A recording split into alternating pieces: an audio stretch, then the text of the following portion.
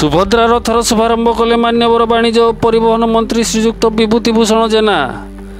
आज मान्यवर वाणिज्य और परिवहन एवं इस्पात और खनि मंत्री श्रीजुक्त विभूतिभूषण जेना रायगढ़ जिला गस्त कर आज स्थानीय गोविंद चंद्र उच्च विद्यालय पड़िया ठारे सुभद्रा रथ को शुभारंभ करने सहित महिला मानक संबोधित करथिले। यह कार्यक्रम में जिलापाल पारुल पटवारी, अतिरिक्त जिलापाल भास्कर रोहित, जिला मुख्य विकास अधिकारी निहार रंजन कहर एवं उपजिलापाल रायगढ़ श्रीमती कल्याणी संघमित्रा देवी उपस्थित प्रचार पत्र उन्मोचन करने सहित हिताधिकारी को स्वीकारोक्ति प्रदान करथिले। जिले में 6 गोटी रथ को आज मान्यवर मंत्री श्री जेना पताका देखाई शुभारंभ करिसेंती।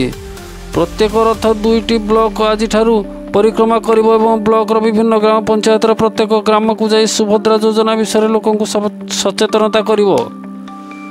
नूतन सरकार सुभद्रा योजना को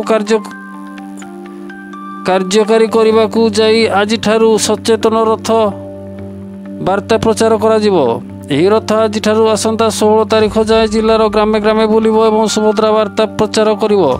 यह योजना प्रत्येक महिला 5 वर्ष 50,000 टंका पाइबे एवं वर्ष को 2टी किस्ती 10,000 लेखाएं पाइबे। योग्य महिला को प्रत्येक वर्ष राखी पूर्णिमा और विश्व महिला दिवस प्रदान करा जिवो।